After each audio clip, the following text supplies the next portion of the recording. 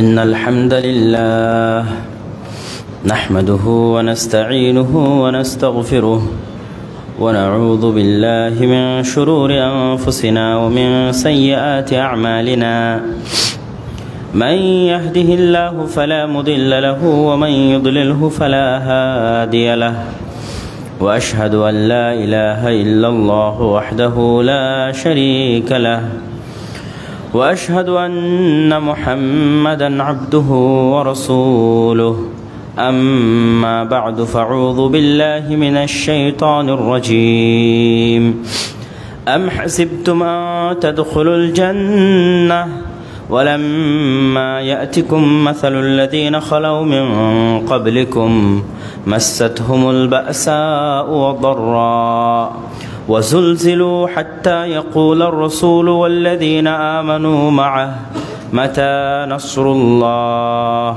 ألا إن نصر الله قريب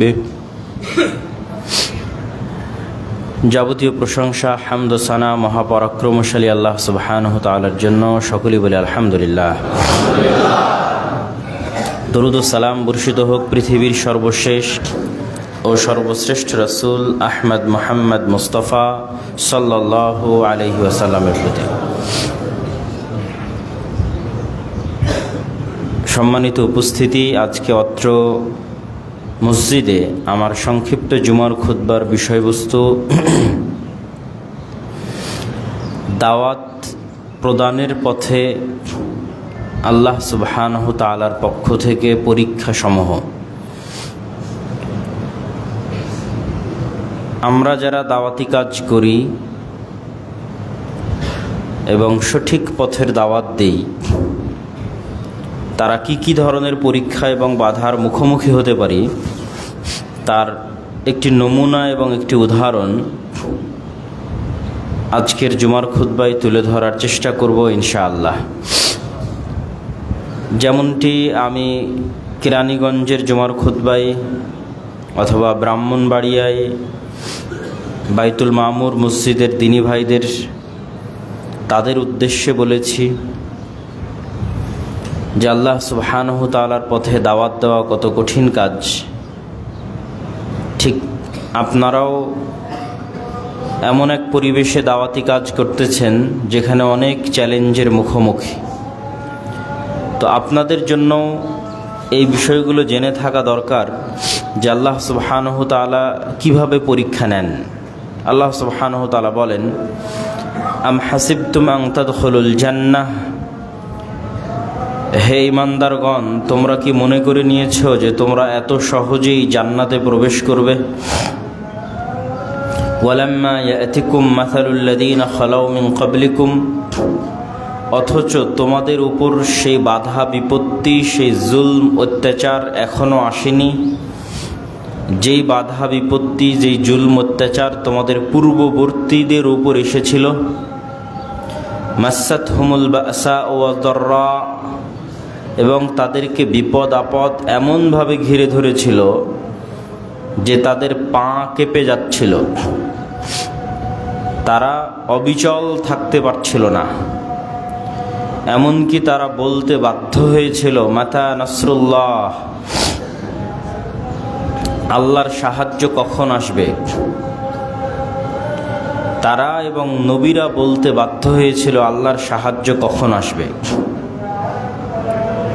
তো অতীতের উম্মতগণ আল্লাহ সুবহানাহু তাআলার উপর ঈমান আনয়নের কারণে অথবা আল্লাহ সুবহানাহু তাআলার পথে ঈমান আনার দাওয়াত দিতে গিয়ে কি ভয়ঙ্কর পরিবেশের মুখোমুখি হয়েছিলেন তার কোনো প্রকার ঘটনা উল্লেখ ছাড়াই স্বাভাবিকভাবে আল্লাহ এই আয়াতে তুলে ধরলেন। আর উদাহরণ হিসেবে একটি ঘটনা আল্লাহ সুবহানাহু তাআলা সূরা বুরুজে উল্লেখ করেছেন, ওয়াস-সামা'i যাতিল বুরুজ ওয়াল ইয়াউমিল মাউউদ ওয়া শাহিদুন ওয়া মাশহুদ কুতিলা আসহাবুল উখদুদ, স্তর বিশিষ্ট আসমানের শপথ, ওয়াল ইয়াউমিল মাউউদ, ওয়াদাকৃত দিনের শপথ তথা কিয়ামতের দিনের শপথ, ওয়া শাহিদুন ওয়া মাশহুদ, দর্শক ও দর্শিতের শপথ, কুতিলা আসহাবুল উখদুদ, গর্তওয়ালাদেরকে হত্যা করা হয়েছে। কি দিয়ে? আগুনে নিক্ষেপ করে হত্যা করা হয়েছে। তো গর্তওয়ালা কারা? গর্তের অধিবাসী কারা? যাদের কথা আল্লাহ এত শপথ উল্লেখ করে বলছেন যে তাদেরকে আগুনে নিক্ষেপ করে হত্যা করা হয়েছে, সেই গর্তের অধিবাসীদের ঘটনা রাসূলুল্লাহ সাল্লাল্লাহু আলাইহি ওয়াসাল্লাম হাদিসে উল্লেখ করেছেন, যা সহিহ মুসলিম সহ অন্যান্য হাদিস গ্রন্থে এভাবে বর্ণিত হয়েছে। এই ঘটনাটি আমাদের জন্য শিক্ষণীয়। কানা মালিকুন ফিমান ক্বাবলাকুম, তোমাদের পূর্বে শত বছর, হাজার বছর পূর্বে একজন বাদশাহ বসবাস করত। ওয়া কানা লাহু সাহিরুন, এবং তার একজন বিশেষ যোগ্যতা সম্পন্ন জাদুকর ছিল, জ্যোতির্বিদ ছিল, যে বাদশাকে অতীত বর্তমান ভবিষ্যতের জ্ঞান দিয়ে, জাদুবিদ্যা দিয়ে সহযোগিতা করত। ফালাম্মা কাবিরা ক্বালা লিল মালিক ইন্নী ক্বাদ কাবিরতু ফাবআস ইলাইয়া গুলামান ওয়াআল্লিমহু সিহর। যখন এই জাদুকর বয়োবৃদ্ধ হয়ে গেল, জীবন শেষ হওয়ার পথে, তখন সে বাদশাকে উল্লেখ করে বলছে, আমি তো বয়োবৃদ্ধ হয়ে গেছি, কবে মরি কবে বাঁচি তার ঠিক নাই, আপনি একজন ছাত্র দেন, খুব মেধাবী, ওয়াল্লিমুহু সিহরা, যাকে আমি আমার জ্ঞান, আমার বিদ্যা, জ্যোতির্বিদ্যা এবং জাদুবিদ্যা শিখিয়ে যাব। ফাবাআসা ইলাইহি গুলামান ইউআল্লিমুহু,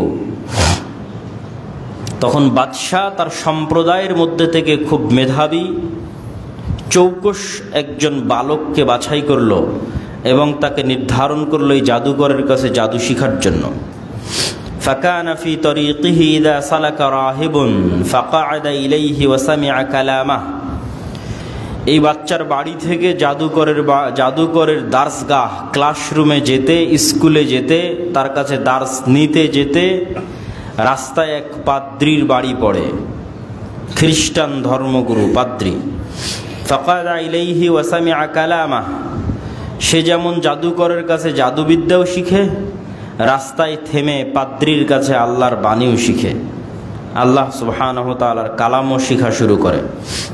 ফাআজাবাহ, ধীরে ধীরে তার কাছে জাদুকরের চাইতে পাদ্রীর শিখানো কথাগুলো ভালো লাগতে লাগে।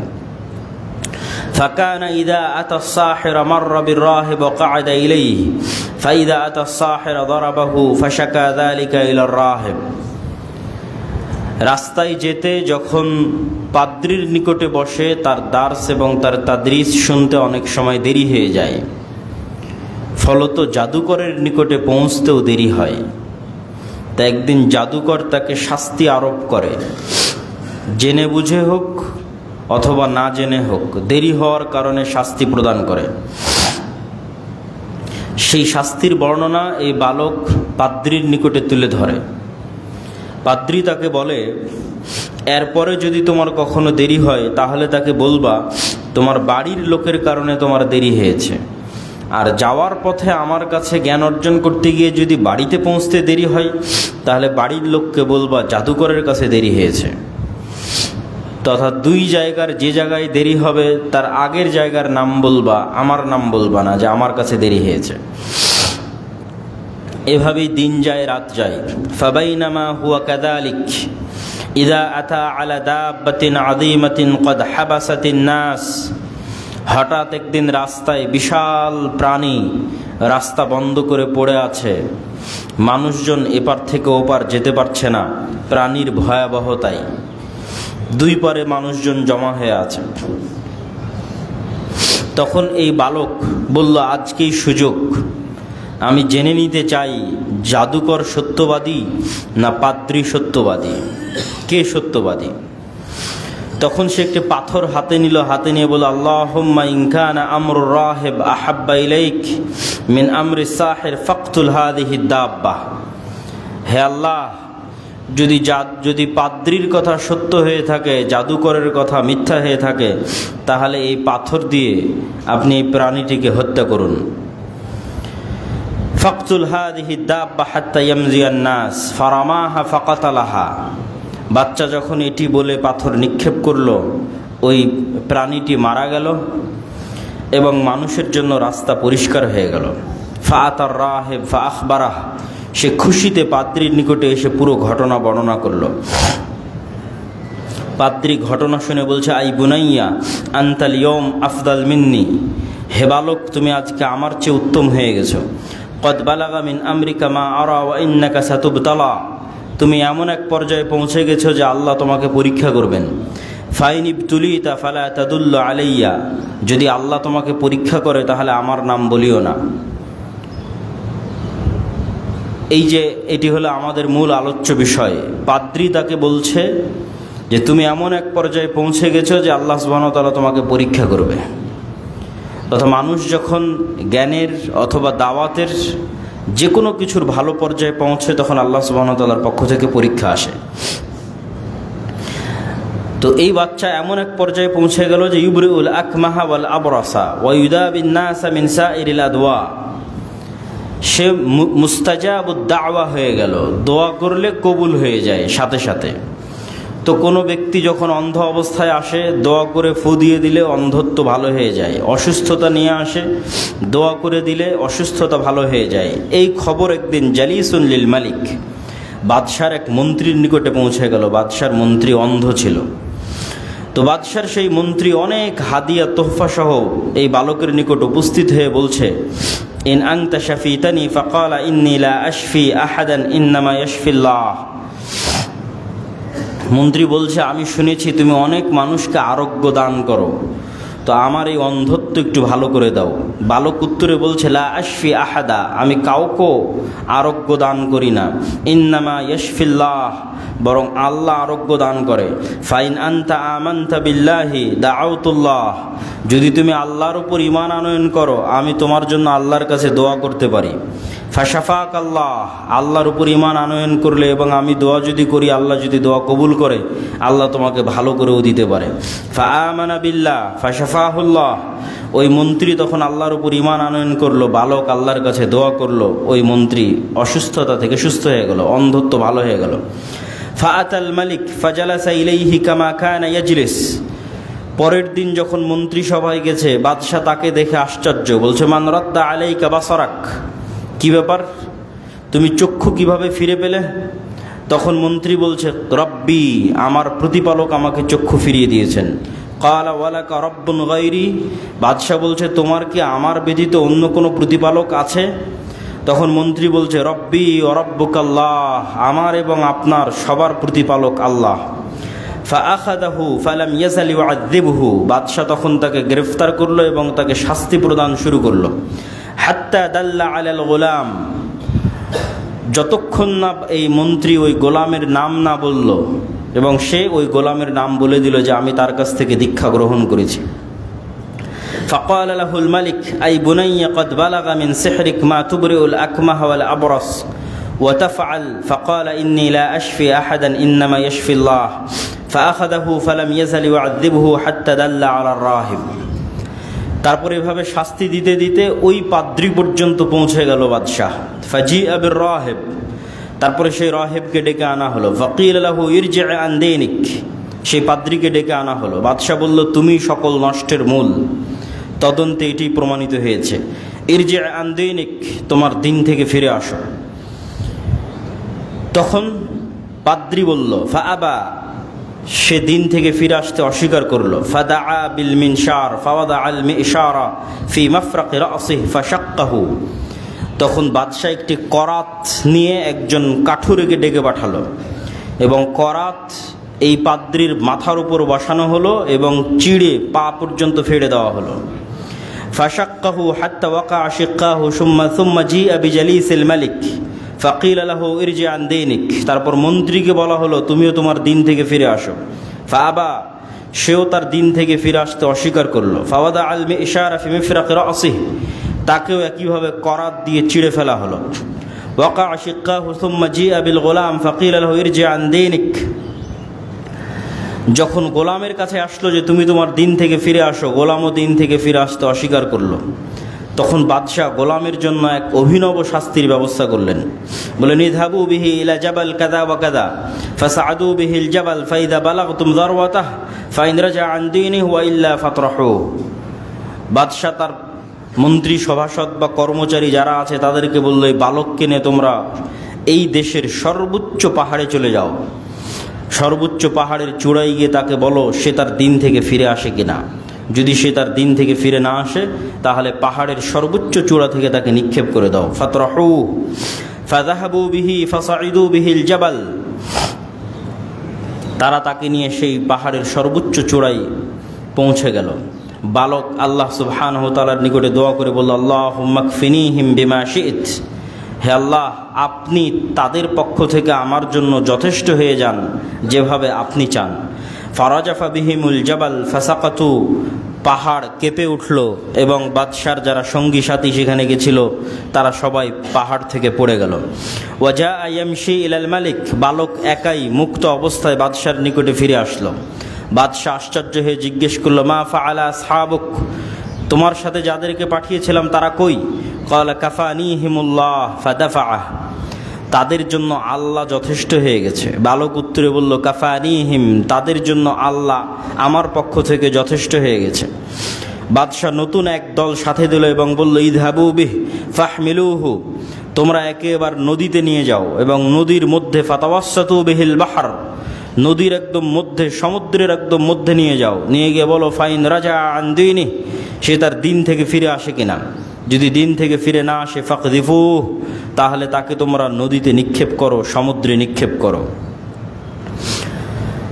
তখন বাদশার সঙ্গী সাথী তাকে নিয়ে নদীর মধ্যে, সমুদ্রের মধ্যে চলে গেল। বালক আল্লাহর কাছে দোয়া করল, আল্লাহুম্মা কফিনিহিম বিমা শি'ত। হে আল্লাহ, আপনি তাদের পক্ষ থেকে আমার জন্য যথেষ্ট হয়ে যান। ফানকাফাআত বিহিমুস সাফিনা ফাগরিকু।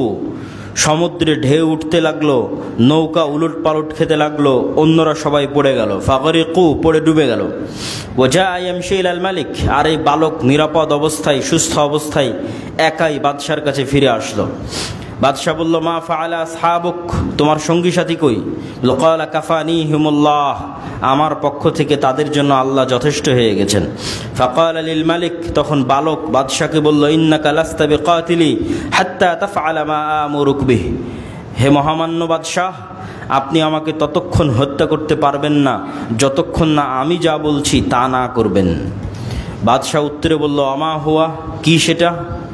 বালক বলল, তাজমাউন নাস ফি সাঈদিন ওয়াহিদ, বিশাল এক মাঠে, খোলা ময়দানে আপনি মানুষকে জমা করবেন। তাজমাউন নাস ফি সাঈদিন ওয়াহিদিন, ঘোষণা দিয়ে দেশের হাজার হাজার লক্ষ লক্ষ মানুষকে খোলা মাঠে জমা করবেন।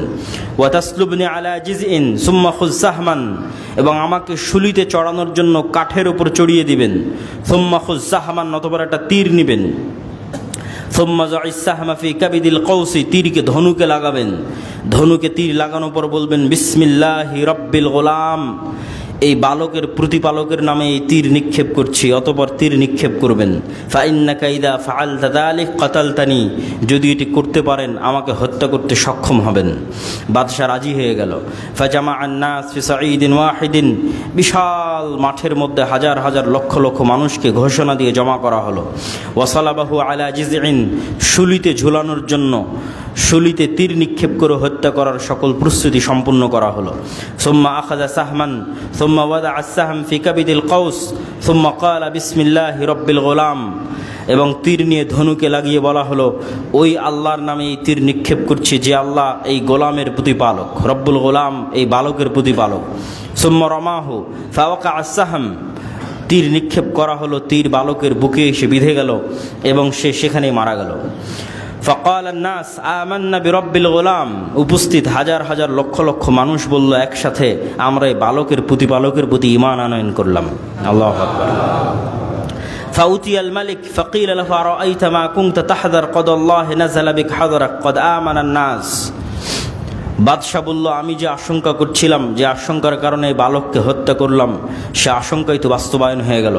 মানুষ তো ইসলাম গ্রহণ করে নিল, দিনের উপর, আল্লাহর উপর ঈমান আনয়ন করে নিল। ফাআমারা বিফিল উখদুদ ফি আফওয়াহি সাকিক, তখন এক বিশাল উপত্যকার মধ্যে বিশাল এক গর্ত খনন করার আদেশ দিল বাদশাহ, এবং সেখানে আগুন লাগানোর জন্য, কাঠ জমা করার জন্য আদেশ দিল। কাঠ জমা করে সেখানে আগুন লাগিয়ে দেওয়া হলো। বিশাল গর্তে আগুন লাগানোর পর বাদশাহ বলল, ওমান লাম ইয়ারজি আন দীনিহি ফাহমুহু ফিহা, যারা যারা নিজ নিজ দিন থেকে ফিরে আসবে না তারা যেন এই আগুনের গর্তে নিক্ষেপ করা হয়, তারা যেন আগুনের গর্তে ঝাঁপিয়ে পড়ে। ফাফআলু, মানুষজন ঈমান পরিত্যাগ না করে এভাবে আগুনের গর্তে ঝাঁপ দিতে লাগলো এবং আগুনে পড়ে নিহত হতে লাগলো। হাত্তা জাআত ইমরাআতুন ওয়া মাআহা সাবিয়্যুন, এমনকি একজন মেয়ে আসলো যেই মেয়ের কোলে একটি ছোট বাচ্চা আছে। ফাতাকাআসাত, যে তার বাচ্চাকে দুধ পান করায়। তখন ওই মহিলা দ্বিধাগ্রস্ত হয়ে গেল, আমি তো এই আগুনের কষ্ট সহ্য করতে পারবো, আমার বাচ্চার কি হবে? যখন সে দ্বিধাগ্রস্ত হয়ে গেল তখন তার কোলের বাচ্চা কথা বলে উঠল, ইয়া উম্মি ইসবিরি ফাইন্নাকা আলাল হক, হে আমার মা, আপনি ধৈর্য ধারণ করে আগুনে ঝাঁপিয়ে পড়ুন, কেননা আপনি সত্যের উপর আছেন। আল্লাহু আকবার। এই পুরো ঘটনাই হচ্ছে আসহাবুল উখদুদের ঘটনা, যাদের ঘটনা আল্লাহ সুবহানাহু ওয়া তাআলা কোরআন মাজিদে উল্লেখ করেছেন, বিস্তারিত বিবরণ রাসূল সাল্লাল্লাহু আলাইহি ওয়াসাল্লাম দিয়েছেন। এই লম্বা ঘটনা বলে আমরা কি বুঝাতে চাচ্ছি? আল্লাহর ওই আয়াত আবারও পড়তে চাচ্ছি। আম হাসিবতুম আন তাদখুলুল জান্নাহ ওয়ালাম্মা ইয়াতিকুম মাসালুল লাযীনা খালাউ মিন ক্বাবলিকুম, তোমরা কি মনে করছো জান্নাতে যাওয়া এত সহজ, অথচ তোমাদের উপর সেই রকম জুলম অত্যাচার এখনো আসেনি যে জুলম অত্যাচার অতীতের মানুষদের উপর এসেছিল? তো অতীতের মানুষদের উপর কি জুলম অত্যাচার এসেছিল তার একটা নমুনা আল্লাহ সুবহানাহু ওয়া তাআলা কোরআনে উল্লেখ করেছেন, রাসূল সাল্লাল্লাহু আলাইহি ওয়াসাল্লাম হাদিসে উল্লেখ করেছেন। মানুষকে জীবন্ত আগুনে জ্বালিয়ে দেওয়া হয়েছে অথবা করাত দিয়ে ফেড়ে ফেলা হয়েছে, কিন্তু আমাদের সাথে তো তেমন কিছুই হয়নি। হয়তো মানুষ দিয়ে একটা গালি দিচ্ছে, হয়তো মানুষ দিয়ে একটা মিথ্যা অপবাদ দিচ্ছে, নিন্দা করছে, অথবা হয়তো এসে আপনার মসজিদ মাদ্রাসায় হামলা করছে, এই পর্যন্তই শেষ। কিন্তু এই রকম জুলম এবং অত্যাচার কিন্তু আমরা এখনো মুখোমুখি হইনি। এইরকম জুলম এবং অত্যাচারের তুলনা করলে বর্তমান ফিলিস্তিনের গাজার মুসলমানদের তুলনা করা যেতে পারে, যে তারা এই জুলম অত্যাচারের কাছাকাছি, অথবা এই জুলম অত্যাচারের মতো, অথবা এই জুলম অত্যাচারের যেতে বেশি, যেটি বলি না কেন তারা সেই পরীক্ষার মধ্যে দিয়ে অতিক্রম করতেছে। সম্মানিত উপস্থিতি, যখন মানুষ বিপদগ্রস্ত হবে, এইরকম জুলম এবং অত্যাচারের মুখোমুখি হবে, তখন তার আশ্রয়স্থল কোথায়? অনেক সময় দেখবেন বিপদগ্রস্ত হলে আমরা মানুষের কাছে আগে দৌড়াই। বিপদগ্রস্ত হলে আমরা মনে করি যে অমুকের কাছে গেলে, যেমন আগে যখন 16 বছর এক ফ্যাসিজম ক্ষমতায় ছিল, তখন কোনো বিপদগ্রস্ত পড়লে ওই দলের রাজনীতিবিদদের কাছে গিয়ে আশ্রয় নাও, তাদের কাছে এখন ক্ষমতা আছে। অথবা এখন আবার যারা এসেছে, ভবিষ্যতে আবার যারা আসবে, এরকম বিভিন্ন রাজনৈতিক দলের কাছে, বিভিন্ন ব্যক্তির কাছে কিন্তু আমরা আশ্রয় গ্রহণ করার প্রবণতা আমাদের আছে। এবং আমরা মনে করি যদি কোনো না কোনো এরকম কারো আশ্রয় আমরা না থাকি, তাহলে হয়তো আমরা বিপদ থেকে বাঁচতে পারবো না, হয়তো আমরা বিপদগ্রস্ত হয়ে ধ্বংস হয়ে যাব। তো এই যে আল্লাহ সুবহানাহু ওয়া তাআলা ব্যতীত অন্য আর কোনো কিছুর কাছে আশ্রয় খোঁজার প্রবণতা, সেটি ব্যক্তি হোক, সেটি ক্ষমতা হোক, দল হোক, সংগঠন হোক, যেটিই হোক, আর কোনো কিছুর কাছে আশ্রয় খোঁজা বা সেটির প্রতি ভরসা করা, যে ভরসা করলে আমি বেঁচে যাব, সেটি কিন্তু যারা অতীতে আমাদের চলে গেছে, জুলম সহ্য করেছে, তাদের আদর্শের বিপরীত। তাদের আদর্শ হচ্ছে বিশ্বাসগতভাবে আগে আল্লাহর উপরই ভরসা রাখতে হবে। দুনিয়াবি ওসিলা হিসেবে মানুষ যে কোনো ওসিলা অবলম্বন করতে পারে, কিন্তু বিশ্বাসগত মজবুতি আগে থাকতে হবে, যে আমি একাই থাকি, হকের উপর থাকি, আমার সাথে কেউ না থাকুক, আমি হকের উপর থাকি, তো আমার জন্য কে যথেষ্ট? আল্লাহ সুবহানাহু ওয়া তাআলা যথেষ্ট। তো আল্লাহ সুবহানাহু ওয়া তাআলা যে যথেষ্ট, তার কিছু দলিল এবং লজিক আল্লাহ নিজেই কোরআনে তুলে ধরেছেন। সেই লজিকগুলো আমাদের বোঝা দরকার, যে আল্লাহ সুবহানাহু ওয়া তাআলা কেন যথেষ্ট এরকম জুলম এবং অত্যাচারের মুহূর্তে। الذين قال لهم الناس إن الناس قد جمعوا لكم فاخشوهم فزادهم إيمانا وقالوا حسبنا الله ونعم الوكيل। এই ঘটনাটি হচ্ছে উহুদ যুদ্ধের ঘটনা। উহুদ যুদ্ধের ঘটনা হচ্ছে সংক্ষিপ্ত ঘটনা, যে মুসলমানেরা যেই জায়গায় রাসূলুল্লাহ সাল্লাল্লাহু আলাইহি ওয়াসাল্লাম 40 জন তীরন্দাজ নিযুক্ত করেছিলেন, মুসলমানদের বিজয় দেখে তারা গনিমতের মাল জমা করার জন্য সেই জায়গা ছেড়ে দিয়ে যখন গনিমতের মাল জমা করতে যায়, তখন খালিদ বিন ওয়ালিদ পিছন দিক থেকে এসে আক্রমণ করে। খালিদ বিন ওয়ালিদের পেছন দিকের আক্রমণ এবং সামনে দিক থেকে যে কাফের মুশরিকরা পালাচ্ছিল, তারা যখন দেখে পিছন দিক থেকে খালিদ বিন ওয়ালিদ এসেছেন, তারাও ঘুরে দাঁড়ায়। তারাও যখন ঘুরে দাঁড়ায় তখন দুই বাহিনীর মধ্যে পড়ে যায় মুসলমানেরা। ফলত এক চরম বিপদ তাদের সামনে এসে দাঁড়ায়। সেই বিপদ থেকে বাঁচার জন্য তারা ধীরে ধীরে পাহাড়ের দিকে উঠতে থাকে, পাহাড়ের দিকে আশ্রয় নিতে থাকে। এবং মুহাম্মদ সাল্লাল্লাহু আলাইহি ওয়াসাল্লামকেও সাহাবীরা ভয়ঙ্করভাবে গার্ড দিয়ে তাকেও ধীরে ধীরে ধীরে ধীরে পাহাড়ের দিকে নিয়ে যেতে থাকে। তো অনেক সাহাবী মারা যায়, অনেক সাহাবী আহত হয়, রাসূল সাল্লাল্লাহু আলাইহি ওয়াসাল্লামকে নিরাপত্তা দিতে গিয়েও আহত হয়। তো এরকম হত বিহব্বল পরিস্থিতিতে যখন পাহাড়ের অনেক উপরে চলে গেছে, তখন নিচে থেকে জাস্ট হয়তো তীর নিক্ষেপ করা যাচ্ছে, কিন্তু তীর সরাসরি আপনি পাহাড়ের আড়ালে আশ্রয় নিলে সরাসরি গিয়ে লাগবে না। আর তরবারি নিক্ষেপ করার তো তখন কোনো রাস্তাও নাই। তখন চলতেছে মুখের যুদ্ধ। মুখের পাহাড় থেকে চিল্লানো হচ্ছে, নিচে থেকে চিল্লানো হচ্ছে। তো নিচে থেকে চিল্লিয়ে মক্কার কাফের মুশরিকরা বলছে যে আল্লাযীনা ক্বালা লাহুমুন নাস ইন্নান নাস ক্বাদ জামাউ লাকুম, বলছে আমরা আরো বড় সৈন্য সামন্ত মক্কা থেকে নিয়ে এসে জমা করতেছি, তোমরা কোথায় যাবা দেখতেছি, কেমনে তোমরা আশ্রয় নিবা দেখতেছি। আরও এরকম শত শত মানুষ আসতেছে মক্কা থেকে তোমাদেরকে ধরার জন্য। তো এটা নিচ থেকে চিল্লানো হচ্ছে। তো এই নিচ থেকে চিল্লিয়ে যে তারা ভয় দেখাচ্ছে সাহাবীদেরকে, তো আল্লাহ সুবহানাহু ওয়া তাআলা কোরআন মাজিদে বলছে ফাসাদাহুম ঈমানা, এই ভয় দেখানোতে সাহাবীদের ঈমান আরও বেড়ে গেল। তারা তখন বলছে হাসবুনাল্লাহ ওয়া নি'মাল ওয়াকিল, আমাদের জন্য সাহায্যকারী হিসেবে জনসংখ্যা, মানুষজন, অস্ত্রপাতি, তরবারি এগুলো নয়, হাসবুনাল্লাহ, আমাদের জন্য কে যথেষ্ট? আল্লাহ যথেষ্ট। ওয়া নি'মাল ওয়াকিল, এবং আমাদের প্রকৃত এবং উত্তম অভিভাবক, দায়িত্বশীল হচ্ছেন আল্লাহ সুবহানাহু ওয়া তাআলা। ওয়াকিল শব্দের অর্থ হচ্ছে দায়িত্বশীল, শাব্দিক অর্থ। আমরা যখন কোনো মামলা লড়ি আদালতে, তখন আপনি নিজেও কিন্তু সেই মামলা লড়ার অধিকার রাখেন, যে আসামি সে নিজেই তার মামলা মুভ করতে পারে, কেউ বাধা দিবে না আপনাকে। কিন্তু যেহেতু আইন কানুনের ফাঁক ফোকর আমরা জানি না, এই জন্য আমরা আমার মামলা লড়ার দায়িত্ব একজন উকিলকে দিই, যে ভাই তুমি আমার স্থলাভিষিক্ত, তুমি আমার মামলাটা আমার হয়ে আদালতে লড়াই করবা।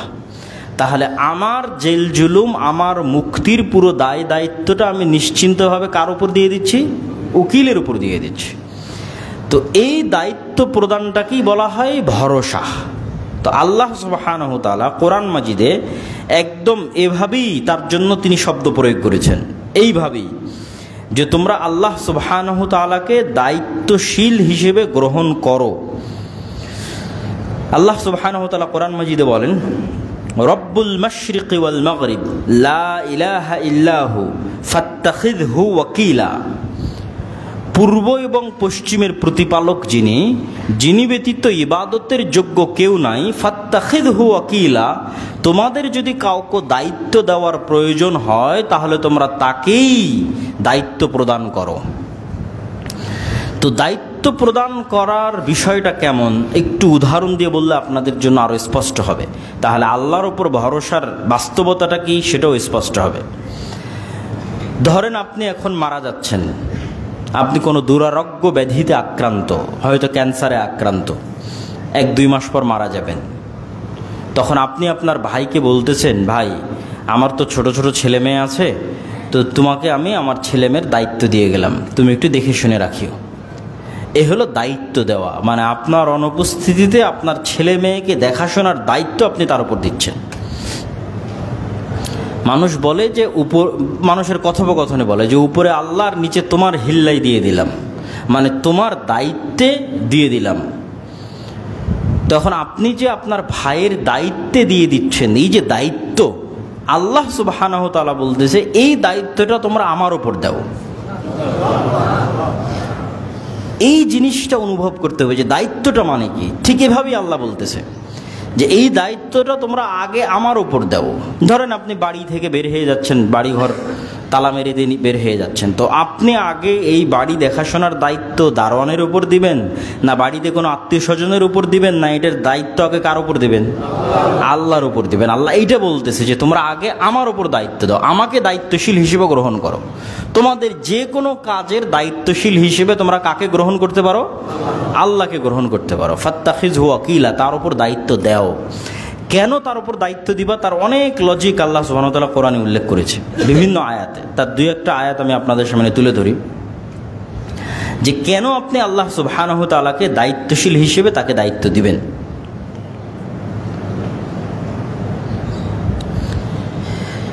ওয়ালিল্লাহি মা ফিস সামাওয়াতি ওয়া মা ফিল আরজ ওয়া কাফা বিল্লাহি ওয়াকিলা। আল্লাহকে দায়িত্ব দেওয়ার এক নম্বর কারণ, আপনি আজকে যখন মাহমুদপুরে আছেন তখন মাহমুদপুরের স্থানীয় কোনো নেতা আপনাকে হেল্প করতে পারে। আমরা যখন ব্রাহ্মণবাড়িয়ায় গেছি তখন ব্রাহ্মণবাড়িয়ার হেফাজতের নেতা হয়তো আমাদেরকে হেল্প করতে পারে, তার কাছে আমরা সাহায্য নেওয়ার জন্য গেছি, কিন্তু সে আপনাকে এখানে হেল্প করতে পারবে না। অথবা বাংলাদেশের বাইরে বের হয়ে যান, যে বাংলাদেশের প্রধানমন্ত্রীও আপনাকে আমেরিকাতে কোনো হেল্প করতে পারবে না। বাংলাদেশের প্রধান উপদেষ্টার আমেরিকায় যা দাম, সে অনুযায়ী আপনাকে আমেরিকার মাটিতে কোনো বিপদে বাংলাদেশের প্রধানমন্ত্রীও কোনো হেল্প করতে পারবে না। তাহলে প্রত্যেক যার কাছে আমি সাহায্য নিতে যাচ্ছি তার সাহায্য করার লিমিট আছে। যে আমি একজন এমপির কাছে সাহায্য নিতে যাচ্ছি, একজন মন্ত্রীর কাছে সাহায্য নিতে যাচ্ছি, ওর লিমিট কি? ওর এরিয়া, ওর এলাকা, এর বাইরে ওর সহযোগিতা করা সম্ভব নয়। তো আল্লাহ সুবহানাহু ওয়া তাআলা বলছেন কেন আল্লাহকে দায়িত্ব দিতে, বলছেন ওয়ালিল্লাহি মা ফিস সামাওয়াতি ওয়া মা ফিল আরজ। আর এক আয়াতে বলছেন রব্বুল মাশরিক ওয়াল মাগরিব। আল্লাহ হচ্ছে পূর্বের প্রতিপালক, পশ্চিমের প্রতিপালক, উত্তরের প্রতিপালক, দক্ষিণের প্রতিপালক। মা ফিস সামাওয়াতি ওয়া মা ফিল আরজ, আসমান এবং জমিন এবং তার মধ্যে যা কিছু আছে সকল কিছুর উপর একচ্ছত্র মালিকানা কার? আল্লাহর। তাহলে তুমি বাংলাদেশে থাকো, আমেরিকায় থাকো, ব্রাহ্মণবাড়িয়ায় থাকো, মাহমুদপুরে থাকো আর কেরানীগঞ্জে থাকো, তোমাকে প্রথমে সহযোগিতা করতে পারবে কে? আল্লাহ। কমন, সব জায়গায় কমন একমাত্র সহযোগিতা করতে পারবে আল্লাহ সুবহানাহু ওয়া তাআলা। দুই নাম্বার যে উদাহরণটা দিয়ে শুরু করেছিলাম, যে আপনি আপনার ভাইকে দায়িত্ব দিয়ে যাচ্ছেন যে আমি মারা যাচ্ছি, তুমি আমার ছেলেকে দেখে শুনে রাখো। তো আল্লাহ সুবহানাহু ওয়া তাআলা বলছেন যে তিনি হচ্ছেন হাইয়ুন কাইয়ুম, তিনি হচ্ছেন চিরঞ্জীব, চিরস্থায়ী। এটা দ্বারা আল্লাহ কি বুঝাচ্ছেন? এটা যারা আল্লাহ সুবহানাহু ওয়া তাআলা বুঝাচ্ছেন যে আপনি দুনিয়াতে যেই ব্যক্তিকে দায়িত্ব দিয়ে যাচ্ছেন সে যে আপনার আগেই মারা যাবে না, অথবা আপনার ছেলে মেয়ের আগে মারা যাবে না, এর কোনো গ্যারেন্টি আছে? এর কোনো গ্যারেন্টি নাই। তাহলে আপনি যাকেই দায়িত্ব দেন না কেন, সেই দায়িত্বশীল আপনার আগেই দুনিয়া থেকে বিদায় নিয়ে নিতে পারে। অথবা আপনার ছেলের দায়িত্ব দিয়ে গেলেন, আপনার ছেলের বিদায় নেওয়ার আগে দায়িত্বশীল দুনিয়া থেকে বিদায় নিয়ে নিতে পারে। তাহলে চিরঞ্জীব, চিরস্থায়ী হিসেবে আপনার ছেলের দায়িত্ব কাকে দেওয়া যৌক্তিক?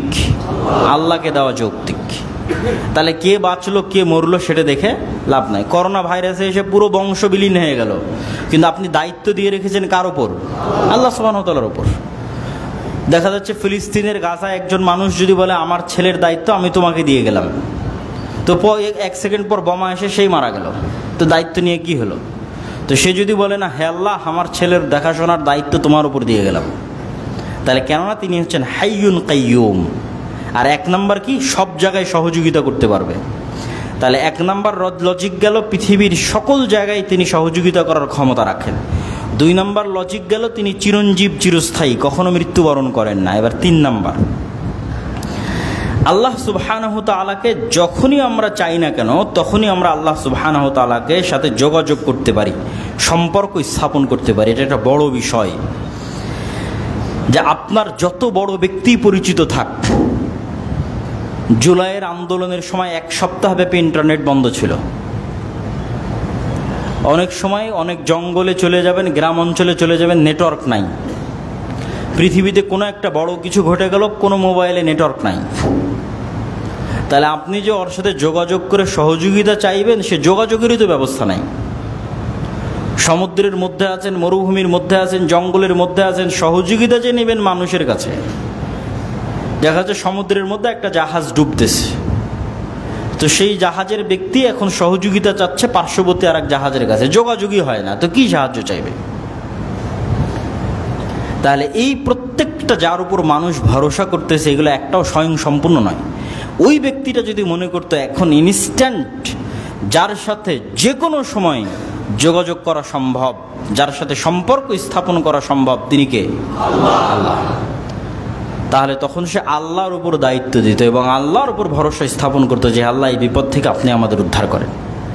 তারপরে তখন আল্লাহ ব্যবস্থা তৈরি করে দিবে, কাকে কার মাধ্যম দিয়ে আপনার সহযোগিতা করাবে তার ব্যবস্থা তৈরি করে দিবে। তো এই তিনটে বড় বড় লজিক, যে লজিকগুলো আল্লাহ সুবহানাহু ওয়া তাআলা নিজে কোরআন মাজিদে তুলে ধরেছেন এবং বারবার আল্লাহ বলতে থেকেছেন যে ওয়াকাফা বিল্লাহি ওয়াকিলা, দায়িত্বশীল হিসেবে আল্লাহ সুবহানাহু ওয়া তাআলা যথেষ্ট। ওয়াকাফা বিরব্বিকা ওয়াকিলা, দায়িত্বশীল হিসেবে আপনার প্রতিপালক যথেষ্ট।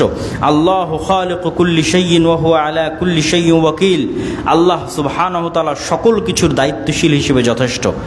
এবং আরও অসংখ্য আয়াতে আল্লাহ সুবহানাহু ওয়া তাআলা তার উপর ভরসা করার আদেশ দিয়েছেন। ওয়া আলাল্লাহি ফালিয়াতাওয়াক্কালিল মুমিনুন, মুমিনেরা আল্লাহর উপরই ভরসা করে। ফাকুল হাসবিয়াল্লাহ লা ইলাহা ইল্লাহু আলাইহি তাওয়াক্কালতু ওয়া হুয়া রাব্বুল আরশিল আযীম, আমার জন্য আল্লাহই যথেষ্ট, আমি আল্লাহর উপরই ভরসা স্থাপন করি, তিনি আরশে আজিমের মালিক।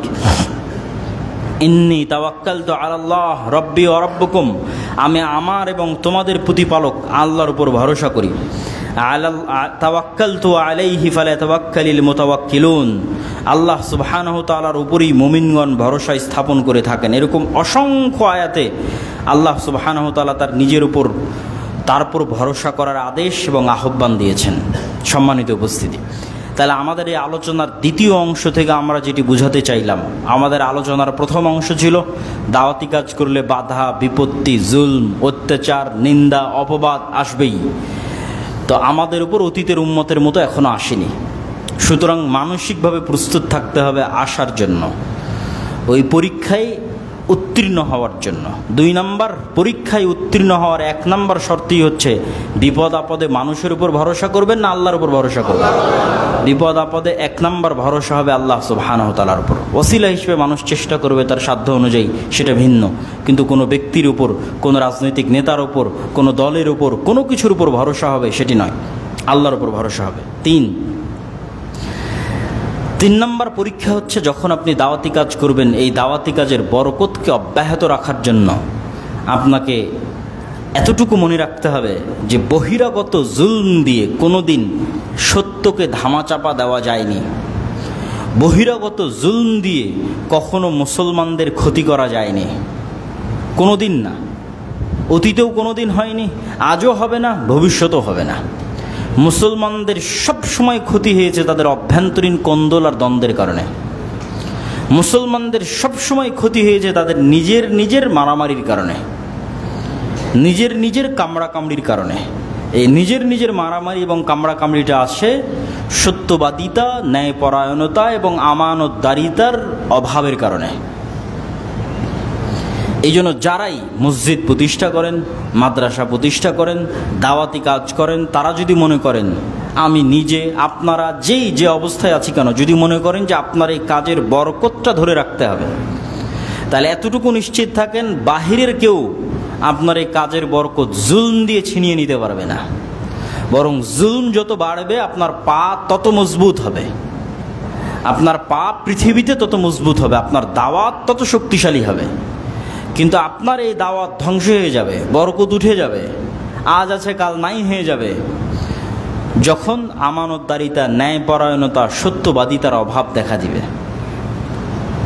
এবং সেই জায়গায় পারস্পরিক কোন্দল, গীবত, কামড়াকামড়ি, মারামারি এগুলো জায়গা করে নেবে তখন। এবং এতটুকু মনে রাখবেন, এই বিপরীত স্বভাবটাই হচ্ছে গোলামির স্বভাব, দাসত্বের স্বভাব। আর উদারতা, সত্যবাদিতা, ন্যায়পরায়ণতার স্বভাব হচ্ছে নেতার স্বভাব, নেতৃত্বের স্বভাব এবং বিজয়ী ব্যক্তির স্বভাব, স্বাধীন মানুষের স্বভাব। আমাদের নবী মুহাম্মদ সাল্লাল্লাহু আলাইহি ওয়াসাল্লাম স্বাধীন চেতা, উদার মনা বলে বক্তব্যের শেষের দিকে চলে যাব। কোনো এক যুদ্ধের সময়, কোনো এক সফরের সময় কোনো পানির ব্যবস্থা নাই, এমন এক জায়গায় পৌঁছে গেছেন আল্লাহর নবী। তার মহিলা কলস করে জিজ্ঞেস করছে, কোথায় থেকে পানি এনেছো? তো বলে, আমি গতকাল এই সময় এখানে ছিলাম। তার মানে 24 ঘন্টার দূরত্ব থেকে পানি নিয়ে আসতেছে। তথা এখন পানি আনতে গেলে 24 ঘন্টার পথ উট চালানো লাগবে, অথবা একদিনের পথ ঘোড়া দৌড়ানো লাগবে। তো সেটা তো সম্ভব নয়। তো বলে, আমাদের নবী মুহাম্মদ সাল্লাল্লাহু আলাইহি ওয়াসাল্লাম তোমার সাথে একটু কথা বলতে চায়। তো মহিলা বলে, কোন নবী? যে নিজের ধর্ম ত্যাগ করেছে, সাবি, মুরতাদ হয়ে গেছে, মানে তাদের ভাষায় তারা মুহাম্মদ সাল্লাল্লাহু আলাইহি ওয়াসাল্লামকে সাবি বলতো। তো বলে, হ্যাঁ তিনি।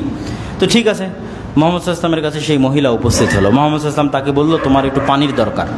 মহিলা বলল যে আমার ছোট ছোট বাচ্চা আছে, আমি বিধবা মহিলা, আমার স্বামী নাই, ছোট ছোট বাচ্চাদের আমিই দেখাশোনা করি, তো এই পানি আমি আপনাকে দিলে আমার জন্য এটা অনেক কষ্টকর হবে। রাসূলুল্লাহ সাল্লাল্লাহু আলাইহি ওয়াসাল্লাম বলল, ঠিক আছে, তোমার পানি আমরা ব্যবহার করব না, তবে তোমার পানির আমরা সহযোগিতা নেব, পানি তোমার যেরকম আছে সেরকমই থাকবে। আল্লাহর নবী দোয়া পড়ে পানিতে একটু থুতু নিক্ষেপ করলেন, থুতু নিক্ষেপ করে দিয়ে সেই পানি সাহাবীদের নিতে বললেন। সাহাবীরা সেই পানিতে উজু করলো, তাদের পশু প্রাণী সব সেই পানিতে তাদের পেট পূর্ণ করে পিপাসা মিটিয়ে নিল। তারপরে ওই মহিলার কলসে যা পানি থাকার তাই থেকে গেল। এবার রাসূল সাল্লাল্লাহু আলাইহি ওয়াসাল্লাম সাহাবীদের বলল, তোমাদের যার কাছে যা জিনিসপাতি টুকটাক দেওয়ার মতো আছে, খেজুর, ছাতু, ঠিক আছে, যা যতটুকু আছে সে ততটুকু জমা করো। একটা চাদর বিছিয়ে দেওয়া হলো, সাহাবীরা যার কাছে একটু খেজুর ছিল, একটু ছাতু ছিল, সেগুলো জমা করে সেটা আল্লাহর নবী বেঁধে ওই মহিলাকে বলল, এটা তোমার ছোট ছোট বাচ্চার জন্য আমরা তোমাকে হাদিয়া দিলাম। তখন সেই মহিলা সেখান থেকে বিদায় নিয়ে চলে গেল। কোনো এক যুদ্ধের সময়, একদম সংক্ষেপে বলতেছি, কোনো এক যুদ্ধের সময় মুসলিম বাহিনী ওই মহিলার গ্রামে যুদ্ধ করতেছে না, অথচ ঠিকই আশেপাশে যুদ্ধ করতেছে। তখন গ্রামবাসী পরস্পর জিজ্ঞেস করতেছে যে আমাদের গ্রামে কেন যুদ্ধ আসে না। তখন ওই মহিলা ধারণা করতেছে আল্লাহর নবীর ব্যবহার থেকে যে হয়তো আমি ওই দিন যে পানির মাধ্যমে সহযোগিতা করেছিলাম এই কারণে হয়তো মুহাম্মদ সাল্লাল্লাহু আলাইহি ওয়াসাল্লাম নিষেধ করে রেখেছে। তখন পুরো গ্রামবাসী আশ্চর্য হলো যে আমাদের গ্রামের যাকে আমরা দামই দেই না, মূল্যায়নই করি না, সেই মহিলার এতটা দাম মুহাম্মদ সাল্লাল্লাহু আলাইহি ওয়াসাল্লামের কাছে। তখন পুরো গ্রামবাসী মিলে ওই মহিলা সহ মুহাম্মদ সাল্লাল্লাহু আলাইহি ওয়াসাল্লামের কাছে এসে ইসলাম গ্রহণ করলো। তো এখান থেকে যতটুকু শিক্ষা সেটা হচ্ছে, ধরেন আমার এবং আপনার মতো যদি মুসলমান হতো, যেই মুসলমানের স্বভাবের মধ্যে গোলামি আছে, মানে কামড়া কামড়ি, মারামারি, হিংসা বিদ্বেষ, ওকে টেনে নামানো, ওরটা ছিনিয়ে নেওয়া, সে গিয়েই আগে ওই মহিলাকে বলতো, এই তুই তো কাফের, মুরতাদ, দে তোর পানি দে, তোর পানি আমার লাগবে। কেন? গোলামের স্বভাব কি? একটা টাকার জন্য কাড়াকাড়ি করা, একটা টাকার জন্য মারামারি করা, কাকে কত নিচে নামানো যায় তার জন্য চেষ্টা করা, গীবত, তুহমত, অপবাদ দিয়ে ধ্বংস করে দেওয়া। তো সেই কাজটাই কিন্তু করা হতো। কিন্তু সেই কাজটা না করে সাহাবীরা কি বললেন, আপনার সাথে কথা বলবে, আসেন। তো মুহাম্মদ সাল্লাল্লাহু আলাইহি ওয়াসাল্লাম চাইলে বলতে পারতেন যে এই মহিলাও তো কাফের মুশরিক, আল্লাহর নবীকে মুরতাদ বলছে, আর যেই বাচ্চার গল্প শোনাচ্ছে যে না খেয়ে আছে বা তার দায়িত্ব পালন করে, ওগুলোও তো কাফের মুশরিক। তো এই কাফের মুশরিকের জন্য বিবেচনা করে লাভ কি? তোমার পানিটি আমরা নিয়ে নেব, তুমি বাঁচলে বাঁচো, মরে মরো, আচ্ছা সেটাও বাদ দিলাম। পানি তো নিল না, নিলই না, তার পানি তো যতটুকু থাকলোই, তারপরেও ওই কাফের মুশরিকের সন্তান, কাফের মুশরিকের জন্য এতগুলো মুমিন মুসলিম খোলাফায়ে রাশিদিন, রাসূল, তাদের খেজুর, তাদের ছাতু দিয়ে সহযোগিতা করার কি দরকার? আর পানি তো ব্যবহারই করেনি। আরে আমি তো তোর পানি নেইনি, যা ভাগ, তোর কাফের মুশরিক আর তোর কাফের মুশরিক সন্তানের জন্য কি করব? তাহলে এটা আল্লাহর নবীর ব্যবহার একজন কাফের মুশরিকের সাথে এবং তার পরিবারের সাথে। এবার আপনি তুলনা করেন একজন মুসলমানের ব্যবহার আর একজন মুসলমানের সাথে, কোন অবস্থায় আছে এবং কোন লেভেলে আছে। এটাই হচ্ছে আমাদের ধ্বংসের আলামত। এবং আমি এটাকে আমার বহু বক্তব্যে বলেছি, এটাকে বলা হয় গোলামির চিহ্ন, গোলামির আলামত। আমাদেরকে আত্মমর্যাদা সম্পন্ন, স্বাধীন, উদার মনের নেতৃত্বের গুণাবলী সম্পন্ন হতে হবে। এই জন্য আল্লামা ইকবাল বলেছিলেন ইউরোপ সফরের পর, সাবাক ফিরসে পর সাদাকাত কা, আদালত কা, শুজাআত কা লিয়া জায়েগা তুঝসে কাম, দুনিয়া কি ইমামত কা। যে মুসলমানেরা তোমাদের মধ্যে সব আছে, সালাত, সিয়াম, হজ, জাকাত, ইসলামের যেগুলো বেসিক রিচুয়ালস, ইসলামের যেগুলো আনুষ্ঠানিকতা, সেগুলো সবই তোমাদের মধ্যে আছে। মুখে দাড়ি বলো, মাথায় টুপি বলো, সব আছে। কিন্তু নাই কি? তোমাদের মধ্যে ন্যায়পরায়ণতা, সত্যবাদিতা এবং আমানতদারিতার অভাব আছে, যেটা তোমাদের নবীর ছিল, তোমরা সেটা হারিয়ে ফেলেছ। ধরেন, উদাহরণ হিসেবে ধরেন এই জামালপুরেরই কত মানুষ, আপনারা এখানে মসজিদে এসেছেন, সালাত আদায় করছেন, সিয়াম পালন করছেন, হজ করছেন, ওমরা করছেন, কিন্তু দেখেন আপনার বোনকে তার বাপের সম্পত্তিতে আপনি ন্যায়ের ভিত্তিতে সম্পত্তি বুঝিয়ে দেননি। দেখা যায় যমুনার চরে যেটা পানিতে ডুবে আছে ওটা বোনকে দিয়েছেন, যেটা ভালো প্লেসে আছে সেটা আপনি নিজে নিয়েছেন। তাহলে আপনার মধ্যে ইসলামের সব আছে, আসল জিনিসটাই তো নাই, যেটা আল্লাহর নবীর ছিল। ন্যায়পরায়ণতা নাই, সত্যবাদিতা নাই, আমানতদারিতা নাই। আপনারই যখন দেখবেন যে গ্রামে বিয়ে হচ্ছে, এলাকায় বিয়ে হচ্ছে, যৌতুকের ভিত্তিতে বিবাহ হচ্ছে। যৌতুকের ভিত্তিতে বিবাহ কি অন্যায়? মানুষের উপর জুলম, মানুষের উপর অত্যাচার। তাহলে এরকম আপনি বাছাই করে খুঁজে খুঁজে দেখেন কি মসজিদ, কি মাদ্রাসা, কি আপনার আলেম ওলামা, কি সমাজের দায়িত্বশীল এসপি, মন্ত্রী, ওসি, ডিসি, এসপি, মন্ত্রী সব দেখবেন প্রধান অতিথি, বিশেষ অতিথি ইসলামী জালসার। গত 16 বছরও ছিল, তাহাজ্জুদ গুজারও ছিল, হাজি ছিল, ওমরাকারীও ছিল, কিন্তু ছিল না কি তার নিজের দায়িত্বে সৎ এবং ন্যায়পরায়ণ ছিল না। এই কারণেই তো দেশ ধ্বংস হয়ে গেছে। এই জন্য মুসলমানদের এই নেতৃত্বের এই গুণগুলো অর্জন করতে হবে, তাহলে তারাও স্বাধীন হবে এবং পুরো পৃথিবীকে নেতৃত্ব দিতে পারবে ইনশাআল্লাহ। আজকে দেখেন যে এই যে এত বৃহৎ আন্দোলনের পর বাংলাদেশের একটা সুন্দর পরিবেশ, এই সুন্দর পরিবেশের মধ্যে দেখবেন পাল্লা দিয়ে বাংলাদেশের রাজনৈতিক দলগুলো পার্শ্ববর্তী দেশের কাছে মাথা বিক্রি করে দিচ্ছে। পাল্লা দিয়ে কেন? এটাই হচ্ছে গোলামির স্বভাব। এইভাবেই যখন স্পেন ধ্বংস হওয়ার সময় ছিল, ওই সময়ের ইতিহাস পড়ে দেখবেন যে কিভাবে স্পেনের মুসলমান আমির ওমারারা আর মুসলমান আলেম ওলামাদের গ্রুপেরা পার্শ্ববর্তী ইউরোপিয়ান খ্রিস্টানদের কাছে বিক্রি হয়ে যেত, কিভাবে একজন আরেকজনের বিরোধিতা করার জন্য। মানে এইটা পার্শ্ববর্তী দেশের কাছে গোলাম হতে যাচ্ছে কেন? আর একজনকে সরিয়ে নিজে ক্ষমতায় যেতে যাচ্ছে। তাহলে যে যত বড় গোলাম হবে তে তাড়াতাড়ি ক্ষমতায় যাবে। ক্ষমতার নেশায় গোলামি বরণ করে নিচ্ছে। তো এইটা হচ্ছে আমাদের রাষ্ট্রের টপ লেভেল থেকে নিয়ে একদম নিম্ন লেভেল পর্যন্ত সেম অবস্থা। তো আজকের আমার এই আলোচনার সারমর্ম এতটুকুই যে দাওয়াতি কাজ করলে, আল্লাহর পথে দাওয়াত দিলে বিপদ আপদ আসবেই। অতীতের উম্মতের মতো আমাদের উপর আসেনি। আসলে 1 নম্বর ভরসা হবে আল্লাহ সুবহানাহু ওয়া তাআলার উপর। কোনো মানুষের উপর নয়, কোনো ব্যক্তির উপর নয়, কোনো কিছুর উপর নয়, কোনো রাজনৈতিক দলের উপর নয়, কোনো কিছুর উপর নয়। সহযোগিতা নিব, কিন্তু ভরসা থাকবে আল্লাহর উপর, যাতে আদর্শে কম্প্রোমাইজ না করতে হয়। যখনই কোনো ব্যক্তি দলের উপর ভরসা করবেন, দেখবেন আপনি আদর্শে কম্প্রোমাইজ করেছেন বাঁচার জন্য। আর যখন ভরসা আল্লাহর উপর, সহযোগিতা করলে করবে, না করলে এইভাবে মারা যাব। যেভাবে আপনাদের সামনে ঘটনা তুলে ধরলাম বালক এবং অত্র অঞ্চলের মানুষের। 3 নম্বর কি, আপনার দাওয়াতি কাজ কোনো কারণেই বাধাগ্রস্ত হবে না যদি আপনি সত্যবাদী, আমানতদার, ন্যায়পরায়ণ অবস্থায় উদার মন নিয়ে সকলের কল্যাণকামী হয়ে দাওয়াতি কাজ করেন। তাহলে রাসূল সাল্লাল্লাহু আলাইহি ওয়াসাল্লামের ব্যবহার যেমন একটা উদাহরণ দিলাম, ওই রকমের পর্যায়ে যদি থাকতে পারেন, তাহলে ওই যে মানুষ দলে দলে দিনে প্রবেশ করবে, দলে দলে মানুষ ইসলাম গ্রহণ করবে। এখন দলে দলে করে না কেন? চারিত্রিকভাবে মুসলমানদের ওই চরিত্রটা নাই। আর বক্তব্যের শেষে আমাদের দীর্ঘ দাওয়াতি সফরের মধ্যে আমরা আজকে আপনাদের এখানে এসেছি। বক্তব্যের শেষে এতটুকু আহ্বান জানাবো যে আমাদের যে দাওয়াতি কাজগুলো আছে, সেই দাওয়াতি কাজগুলো গঠনমূলক দাওয়াতি কাজ বলে আমি মনে করি। এই দাওয়াতি কাজগুলোর সাথে শিক্ষা জড়িত, অন্য কিছু নয়। যেমন আর দাওয়া ইলাল্লাহর মাধ্যমে আমাদের যে মক্তব কার্যক্রম চলে, এটা শিক্ষা কেন্দ্রিক। সেটা যে মক্তবই হোক, যে মসজিদই হোক, কি হানাফি কি আহলে হাদিস, মুসলমানের সন্তানকে কোরআন শিখাতে হবে, দিন শিখাতে হবে। এটা হলো কাজ।